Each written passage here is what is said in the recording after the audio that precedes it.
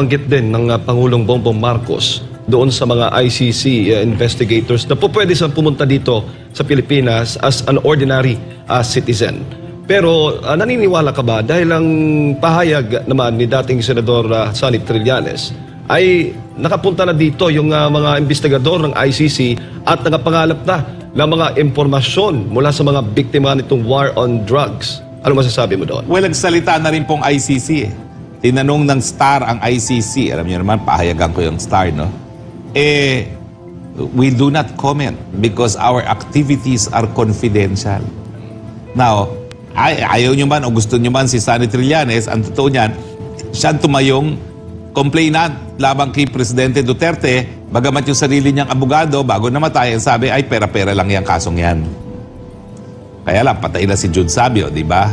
So, dahil bilang complainant, I'm sure may karapatan siya mag-inquire sa ICC kung anong nangyayari at I'm sure pinagsabihan siya kung anong status ng kanyang demanda.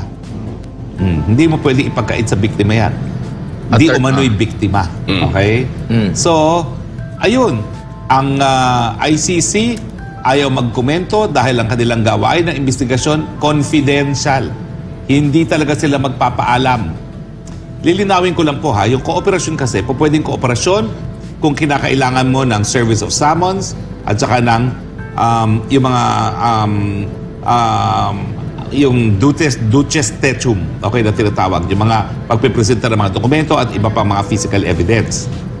Kinakailangan din ng kooperasyon kapag aarestuhin na kasi wala namang sariling pulis ang ICC. Pero kung hindi naman kinakailangan ng ICC na paharapin ang isang tao at hindi naman kinakailangan na sapilitan na huli ng isang dokumento, hindi na nila kinakailangan makipagtulungan. They can do it on their own. Walang nakasaad na kinakailangan umayag ang bansa sa investigasyon. Tinutulan nga natin yung investigasyon na yan eh. Ay, di ba tinuloy? O, bakit kinakailangan tayong pumayag?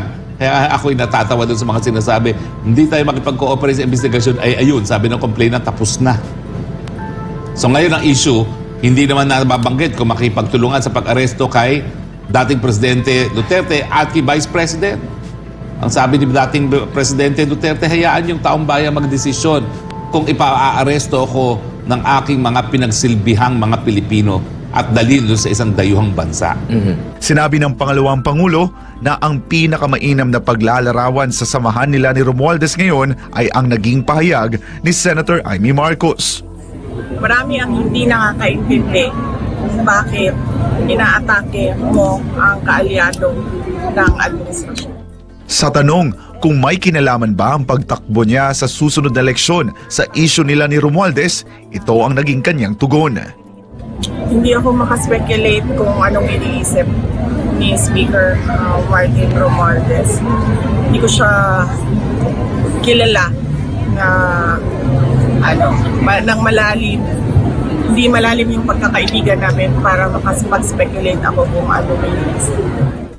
Para sa Diyos at sa Pilipinas kumahal, ako si Jason Rubrico, SMNI News. Ayan, may paglilinaw na attorney at ibang halalan ng kanyang pinatutungkulan. Well, ako naman, no? Di kami nakapag-uusap pa ni BP Sara, no? Mula nang natapos ang Pasko, no? Pero nung nadinig ko yung sinabi niya, bagamat ako hindi nagbibisaya, obviously, ang konteksto niya, yung dalawang kapatid niya kasi hindi natatakbo, ayaw nang tumakbo sa eleksyon. So sabi niya, ako tatakbo pa rin sa susunod na eleksyon. Pero ano ibig sabihin nun? Kailan ba susunod na eleksyon niya? Alang naman tumakbo siya sa mas mababang posisyon. Siya ay pangalawang pinakamataas na opisyalis na ng bansa. Diba, sentido ko mo naman yun. Kaya hindi ko maintindihan. Ako in-interview na rin ng media tungkol dyan. Sabi ko, hindi ako tagapagsalita ni BP. Pero sentido ko mo naman yun. Ang susunod na eleksyon niya ay 2028 kung kailan matatapos ang kanyang termino bilang vice-presidente. So ang paglilinaw, di gaya ng dalawa niyang kapatid na lalaki, tatakbo siya sa susunod na eleksyon. At ang susunod na eleksyon ay 2028 dahil doon matatapos ang kanyang termino. Kaya nga nagtataka ang buong bansang Pilipinas, bakit pinupolitika si BP, hindi naman siya tatakbo nga sa 2025 elections? Ano ba yan, di ba? Bakit naman siya tatakbo sa mas mababang posisyon? BP na siya. Si Presidente dati, Duterte, nag-iisip kung tatakbo ng senador. Kasi naging presidente na siya, bakit pa siya tatakbo sa mas mababang posisyon? Pero kasi yon, wala na siyang termino whatsoever. Private citizen na siya. So ang susunod na eleksyon para sa private citizen, 2025. Pero para sa vice presidente, ang susunod na eleksyon ay 2028. Baka attorney, yung isa yung dapat tumakbo sa mababang posisyon kasi sabi mo nga kanina hindi makatakbo rin sa mataas na posisyon eh. Kaya nga, Kung tatakbo man, yung pagtakbo niya natalo din siya. Tatakbo naman talaga siya dahil magre-re-election siya bilang isang kongresista, di ba? Ewan ko ba? At sinasabi Alam niyo mo, ba dyan sa Tacloban, ha? May isang Romualdez tumakbo ng vice mayor, talo. Uy, bakit? Nung huling eleksyon. Di ba baluarte nila yan? 2022 yan. Tacloban. Mantakin mo, hindi man nilang napanalo ang anak mismo ni Mayor Alfred bilang vice mayor. Tapos maghahangad na maging presidente. Ang governor dyan sa Leyte ay si Governor Petilla, dating Energy Secretary ng Pinoy Administration. At ni minsan po, hindi nila nakuha ang governorship dyan sa Leyte. Sa mga Petilla. Ganun ba? Ni minsan. Di ba sumubok din yan pagtakbo sa pagkasenador din? Well, of course, hindi rin Talo din. successful, no? Kasi hindi enough siguro ang mass base kaya niya, siguro makikipagsapalaran sa mas mataas. Pwede ba? Well, yun nga po, kung di manalo sa senador, tumakbo para presidente. Nabanggit mo nga, attorney, pinupuruhan ang ating pangalawang Pangulo at ngayon nga dinadawit dito sa ICC issue. At may pahayag ang ating pangalawang Pangulo dyan, attorney. Sabi niya, gayon pa man, haharapin ko ang anumang akusasyon laban sa akin, but I will only face any charge against me before a Filipino judge and only before a Filipino court. Dagdag ko lang, ang ipinagtataka niya kung bakit ngayon na siya ay pangalawang Pangulo, ay doon na nahahatak yung kanyang pangalan. Noong panahon na siya ay naging pinuno ng Davao City, wala namang ganyan na mga ulat. Siyempre, dahil ginagamit nga yung ICC para tanggalin ang banta sa mga pangarap ng politiko na hindi naman po nagpakitang gilas kung ano ang galing nila bukod sa pagkakalat ng pagkawatak-watak sa ating bayan. Common yung sentiment in both in all the comments feeds na parang hindi nararamdaman si Presidente Marcos at parang ang nararamdaman nila ay si Speaker Romualdez ang nagpapatakbo. Well, sana kasi may mag-explain, di ba? Sabi ni Randy, si Congressman Teves na alis bilang kongresista. Yes po, pero ang nag-alis sa kanya ay ang Kongreso mismo through their ethics ko ramdamang presidente. Ano pong grounds para makapagpatalsik ng House Speaker? Well, kailangan magbago yung composition. Well, kailangan mawalan siya ng suporta ng mga kongresista.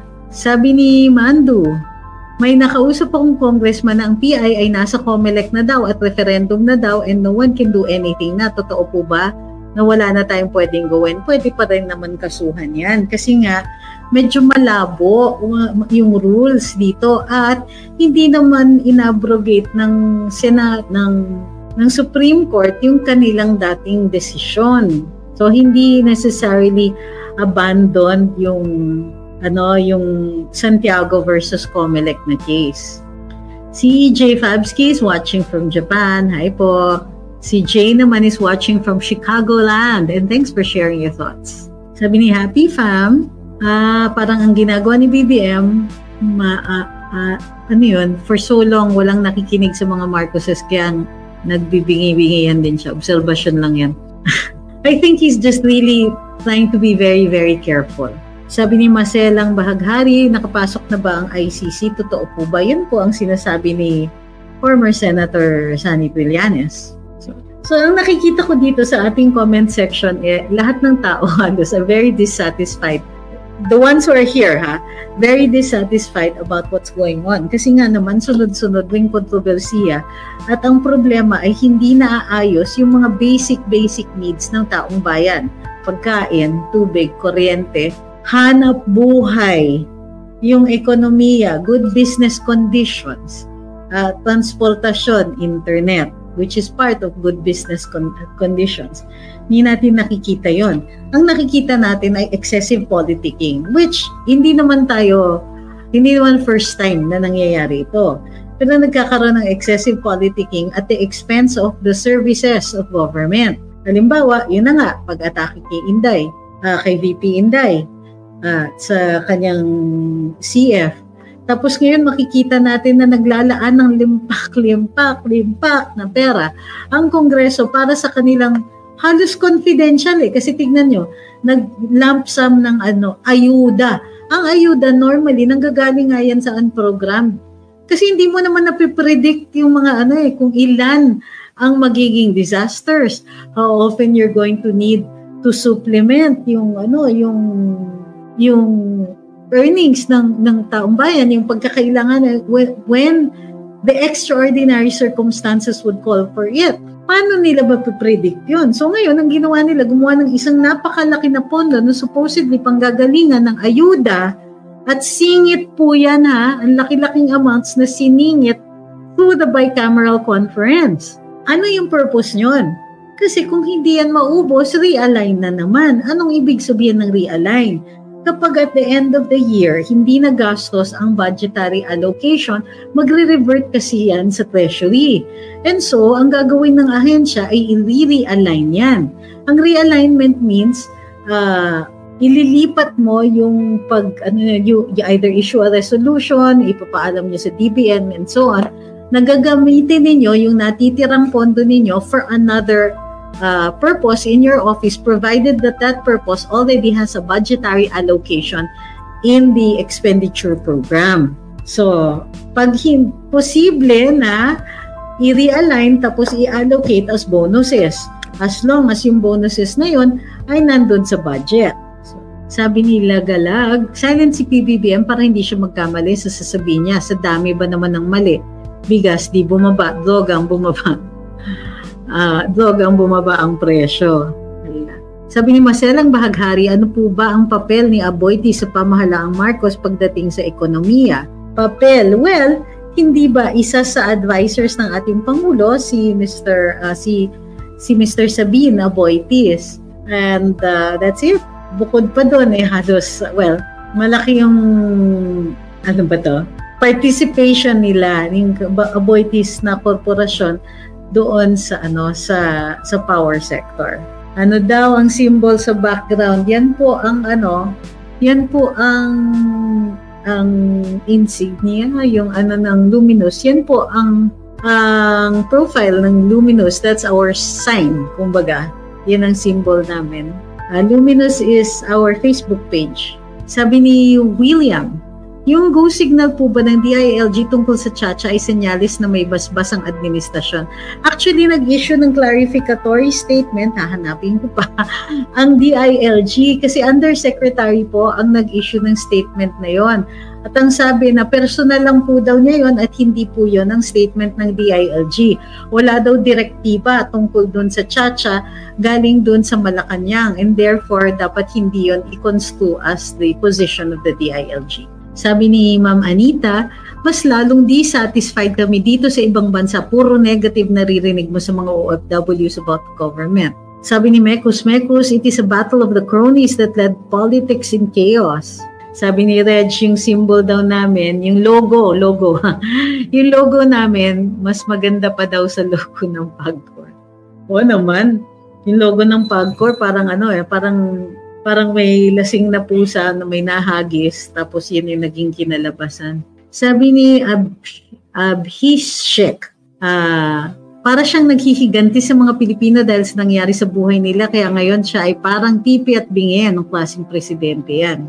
Sabi ni Evie, bakit po ang lalaki ng mga budget at pondo ng gobyerno yet wala pong makita na concrete changes sa kahirapan?